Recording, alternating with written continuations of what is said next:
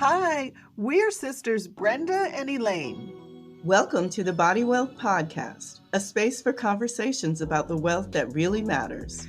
Your best health.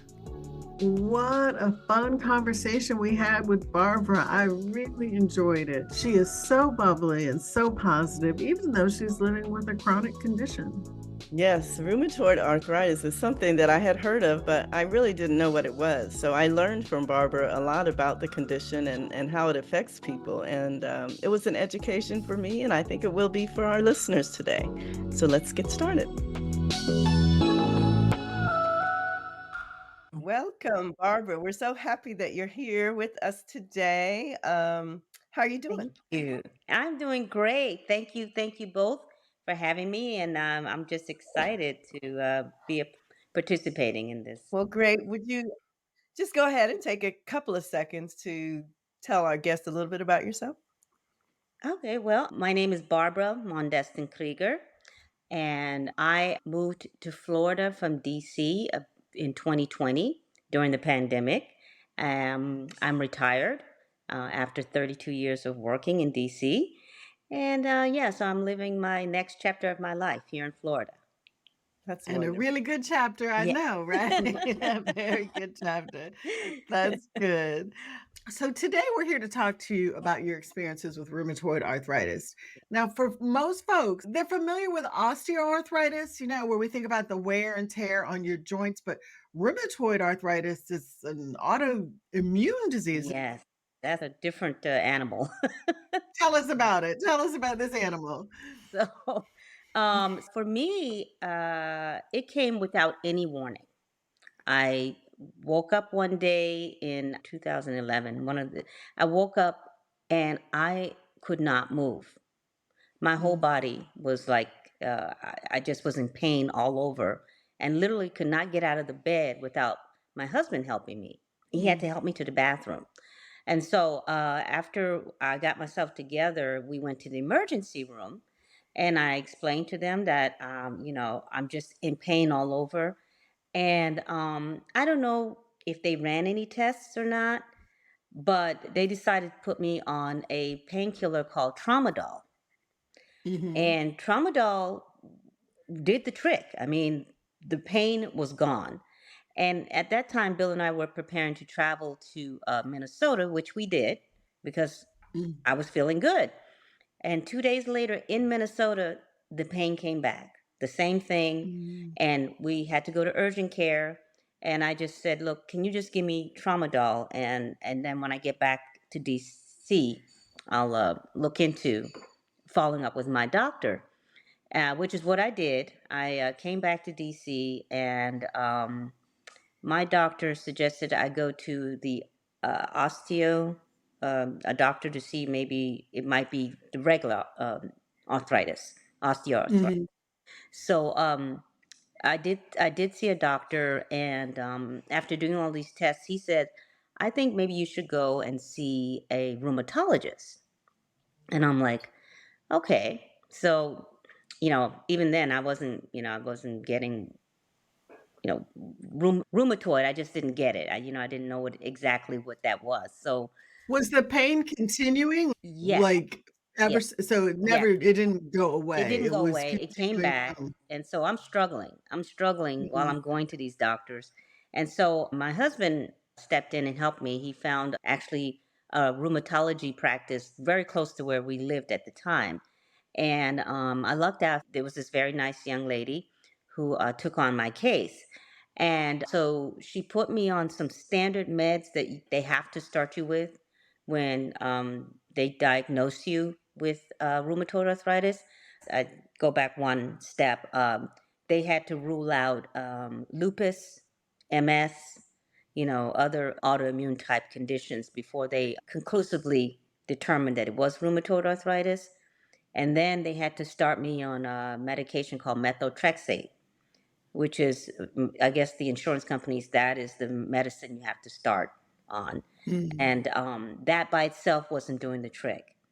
And so she added Humira along with the methotrexate, which was, it was okay. But the fact that I had to inject a needle in my thigh every month wasn't great, but even then, it wasn't managing the pain totally. So occasionally, I'd have to be put on prednisone.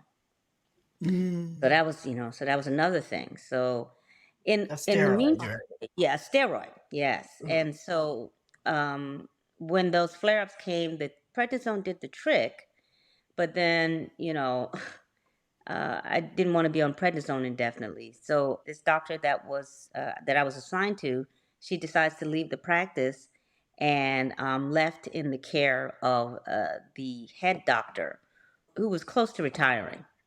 Mm. No offense, but he was a much older guy, and I guess he just seems at odds with what was going on with me because I would come to him and I was saying I'm having still having this symptom and that, and he just looked perplexed. And so what he did finally is he sent me to a specialist at John Hopkins. So she did a lot of tests and everything, and she just kind of confirmed, look, I know I have rheumatoid arthritis, but along with that, I also had interstitial lung disease, which meant that the rheumatoid was attacking my own body. It was attacking my lungs. So Mm. And were at you this having pain in the chest? I mean, that was Yeah, I one of was the places the it was pain the was, or breathe what was the it symptom? was the breathing. My breathing was kind of labored, and Mm. so I didn't know what that was about. And so what happened is I had to have two lung biopsies. And in the Mm. meantime, Bill was not happy with this doctor. So he took it upon himself to start, looking for other doctors. And he found this great doctor, Dr. Diamond, in DC on K Street. And so I transferred over So to was this her. still a rheumatologist or is this This is this is a rheumatologist. This is a okay? And rheumatologist. what was it about the other doctor that was dissatisfying? I didn't feel comfortable talking to him like I did with the previous doctor I had in his practice. He just didn't seem really interested, and so I always felt kind of down after I left his office. And Bill was, in the meantime, extremely worried. Once they realized I was having breathing issues, they immediately took me off of Humira. And I'm like, oh, Um, well, why? Is Humira known for doing that? Because nobody told me that, right? what did they say? They said, well, yeah, it could. I said, oh, okay, right? so, so Bill found this lady, Dr. Diamond, and she immediately put me on 60 milligrams of prednisone to take down the inflammation in my lungs. Because at that point, I was Wow. really having serious problems breathing. And she ran her own set of tests. She kind of just started from scratch. And she ran all her tests. She determined that the best medicine that we could try for me was Remicade. And started me on Remicade, and it did the trick. It was managing the pain, and I was still on prednisone, but they were weaning me slowly off of it. So you had to come in to get the infusions, right? How often did you have to do So that? yeah, so that was an adjustment. So every 8 weeks, I had to be in a chair for 2.5 hours. Uh, Mm, mhm. and the side effects were very little. I mean, I would feel tired, extremely tired that day. But other than that, I really didn't have any issues. One So thing your though, lungs then were healed, your lungs were fine, you were they breathing well, were you're the pain-free? so when they discovered the breathing issue, of course, I had to then get a pulmonologist. So I started having to have a team of doctors manage my health issues. So I would have to go to the pulmonologist regularly so that he could do these series of tests to measure my breathing and my oxygen levels. And sometimes it was better than others. Sometimes they had to maybe increase the prednisone to just bring down the inflammation. But I think once the Remicade had built up in my system, things started to level off and I was able to function relatively normal. And were you able to wean yourself off the prednisone then after that, or you Yes, still kept taking? yes. So it was back and forth because we would get me down off of the prednisone. Actually, twice they got me off of it totally, and then my liver enzymes started acting Mhm. up. And so they would put me back on the prednisone and found that my liver enzymes would go back to normal. Is that related to the rheumatoid arthritis, the liver issue? I don't know exactly. Or the medication? I Could it believe be? it's medications. I think it's a combination. And also, when you're on these medications, you have to watch your alcohol intake. Because to be honest, I wasn't really aware that I had to, like, you know, like totally not drink. Right, Yeah. right. So I said, That's oh, a major thing to tell that's yeah, somebody. needs to tell me that, right? So then I cut back on the drinking, and then they found that they had to keep me on a small dose of the prednisone. So even to this day, Mhm. I'm on 2.5 milligrams of prednisone, To and keep the things, inflammation at bay. yeah, and also to keep my liver functions normal. So I think that seems to be the right balance for me. And no side effects from the prednisone? No, I go regularly for liver tests, but they have been coming Wow. out uh, absolutely great. Different doctor monitor the liver? 'Cause the Yes, pulmonologist does the lungs, and then yes. you have the I have a gastroenterologist, so he's the one who's managing the liver function. Wow. oh, Yes, okay. I know, Wow. I know. You must So be in the doctor's office all this every time you turn around. I mean, it's a full-time job just managing my doctor's appointments. Mm. Every so often I have to have this done, or, now I'm on a new medication from the Remicade. And that's because I had an allergic reaction to Remicade Mm. while I was Mhm. here in Florida. And I think what happened with that is when I was in DC and I was on Remicade, the one thing that they did every time prior to starting the infusion is that they gave me Tylenol and some form of like a Benadryl. Antihistamine, right. Yeah, just in case. And so I never had any issues. I come to Florida, I have my new doctor, and I noticed that they didn't give me anything before the infusion. So I mentioned it the next time I had an appointment with her. I said, "Are you guys going to start giving me the Zyrtex and Tylenol before my infusions?" And they informed me that they don't do that here. They said no, they didn't think that was necessary. And I was like, okay. I was going along fine for over a year, no Mhm. issues. And then one day I was on the chair on with the Remicade infusion, and I had a reaction. And so they had to immediately take out the needle. And the first thing they did was intravenously administer Benadryl to counteract Mhm. whatever it was that was going on in Mhm. my system. And So they knew it was an allergic reaction. yeah, they knew. And so they sent me to emergency room just to be monitored. What's the reaction? Yeah, I'll tell you, it was such a weird feeling. I just felt like my whole system was shutting down. I don't know how to describe Ooh. that, but I literally felt like my whole system was shutting down. And so all I could Wow. say to the nurse, because they always have a team of nurses right there while you're having Okay. infusions. And all I said was, I don't feel good. And she jumped.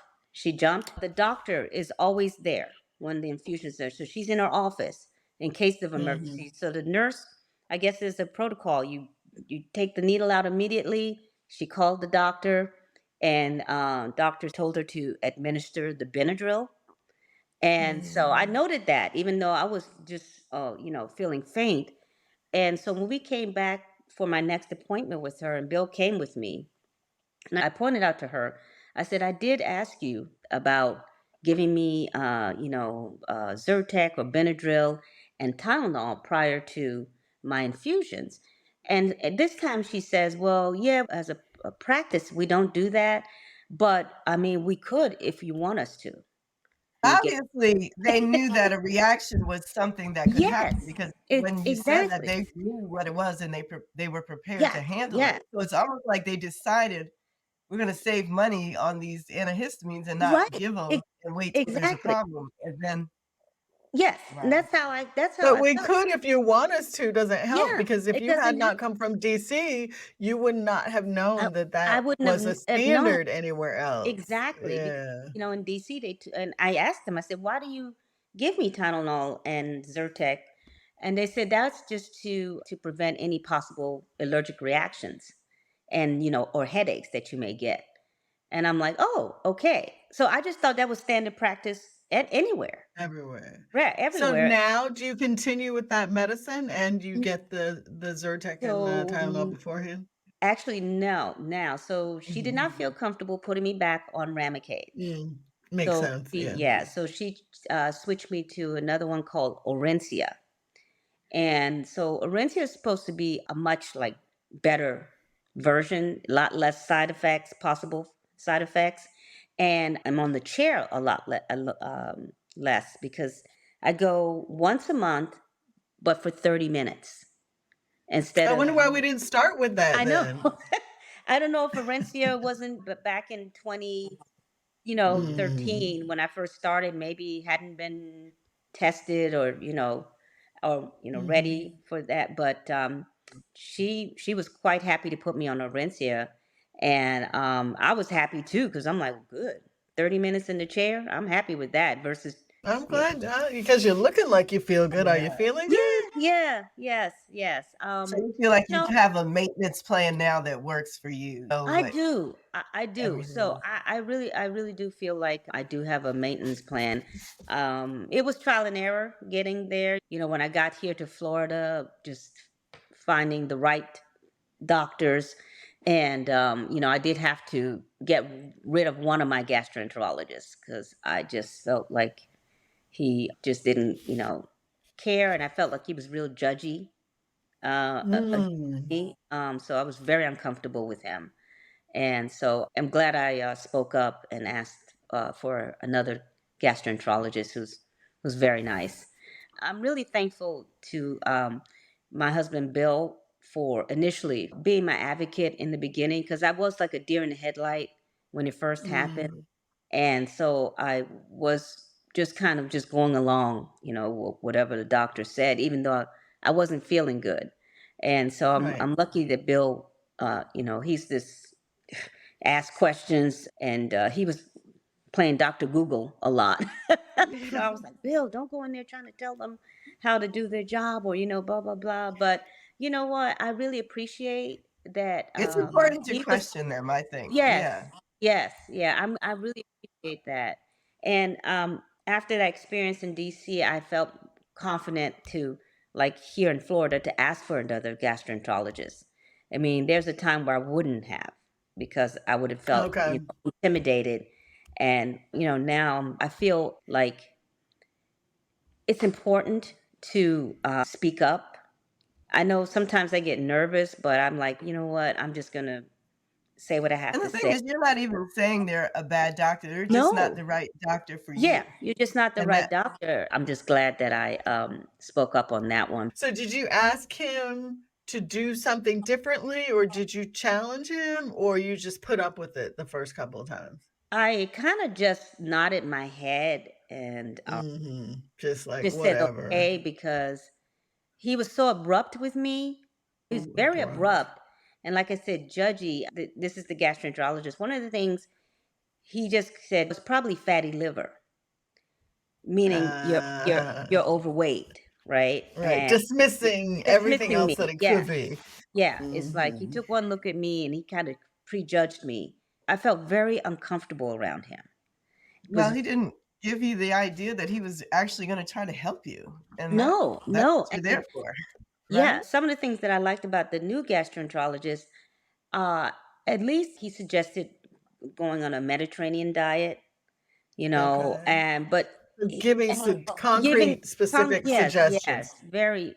He was very kind, and he didn't make me feel like, oh, this is my fault or whatever. He's making suggestions in a kind way, which I'm more receptive to. And so, yeah, You and everybody else on the everybody planet. else, exactly. Yes, yes, that's true. I had to have a left hip replacement, and that was due to osteoarthritis.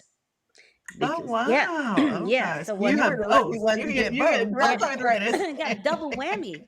Well, and Lucky you. yeah, yeah, whoo, grand prize winner, right? But what I discovered, what I was surprised about is because I had been on Remicade for so long, I didn't realize that it wouldn't prevent osteoarthritis.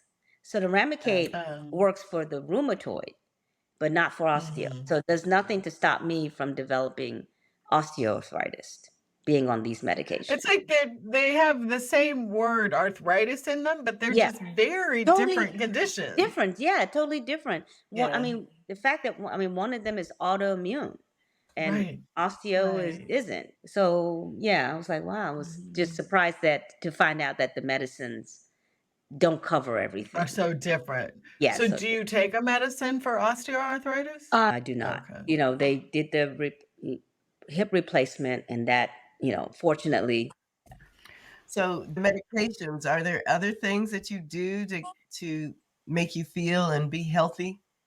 yeah. Well, things that I should be doing, but I try. I really think I'm doing really good about my diet. I have adopted more of a Mediterranean style diet. So, did doctors recommend changing your diet, or is that Oh something yeah, you they just always encourage me to get to a healthier weight because that would be less stress on your joints, and Mhm. and that less. affects the rheumatoid arthritis? Yes, because it's less inflammation also. Oh, Watching your salt intake and exercising because that's also good for your joints. I'm just doing swimming now because it's mhm. easier on my joints, and that's And been you still helping get the me. movement, yeah. Yeah, get the movement, and you burn a lot of calories in the pool. I mean, I could exercise more. It seems like it's either I got the diet on point and I'm not exercising as much, or Right. I'm exercising and I'm not eating right. So I'm trying to Eating right. find a happy medium between the two. Yeah, I think we're all in that one. Yeah, Yeah. Yeah, yeah. yeah, It's it's When I hard to yeah, be exercise, perfect. I'm hungry. I'm yeah, sorry. right, Right, exactly. right. I earned that. Oh, I earned that pizza. You're right, It's so it's right. okay. Yeah. A vicious Yeah, cycle. yeah, So I'm curious because you have this chronic condition that you're hmm, managing, and you're in DC, got your whole team of 4 or 5 doctors, yeah, whatever. And yes, then you and your husband decide to move to Florida. yes. 2 things. How did you find your new care team? And how did you take care of yourself Hmm. during the transition when maybe you had a gap in having cover and care? Right. So when we were moving to Florida, I decided to start looking for a doctor, and so I Googled. I Googled and I Mhm. read a lot about different doctors, and there was this one lady, Dr. Faith, and she had a lot of good reviews. And so what I decided to do is I decided to ask my then doctor, Dr. Diamond, if she had ever heard of her. And Mhm. so she did some checking, and she actually one of her colleagues knew of her and had said very good things about her. So that was how I went about deciding to. Very smart. Now you said you did think your husband was instrumental in helping you in many cases. So I Right. wonder, I know sometimes you went to the appointments without him and then sometimes you went with him. Was there any difference? Oh, I Well, definitely noticed that, especially the gentleman who was planning to retire, and that, and he really was just tongue tied. He really didn't have any good answers, and so actually that meeting when Bill was there, that's when he referred me to the person at John Hopkins. So I I do feel Mhm. that I got a little further along getting the help that I needed, and the Bill, because he very pushy. That's just Bill. I'm not pushy. I don't go up to questioning doctors. Mhm. You go to a doctor, Mhm. they say Mhm. this, and it's like okay, and Bill is like he's gonna say, but what Right. about this? What about that? And so that's helped me, because now I feel a little bit more emboldened Good, to ask questions of my doctor. Yeah. good, good.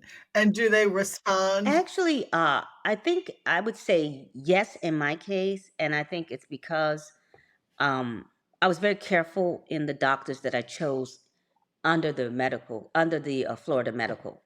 I chose doctors that I felt like comfortable talking to. Whereas Mhm. before, I wouldn't do that. I would just go along with whatever doctor I had. They say I was at that point. And so I feel very, very fortunate right now. I feel very blessed because the four doctors I have there are very nice, very caring, and I feel comfortable talking to them, which was very important. Women of color, it's not an easy journey. It's not an easy process. And like you, we were more passive. Like 5 years ago, I would not have been as assertive as I was about what I felt like I needed. Now I'm like, I think it's body wealth. All these conversations we've been having, I'm like, Just the great thing about your podcast is like listening to these ladies. It really helps um, and I think helps other women of color feel like they have a voice and they should use it. Speak up, no? use it. Yes, yes, Speak up on behalf of yourself. I mean, and it's not like you're disrespecting the doctors, yes. but you have a right to question, uh, what they tell you, because like I'm listening to some of the other ladies. If it doesn't feel right, then you should question question it or seek other medical advice. I'm Yes. really enjoying listening to the podcast because it helps me because even though right now I'm in a good place with my doctors, I don't who knows down the road. Yeah, it's a constant journey. When I'm going to the doctors now is for me myself is to make notes because sometimes I have questions and I forget. I'm sitting there and I'm just listening to them go on and on, and then those questions go out of my head and I leave and I'm like, oh no.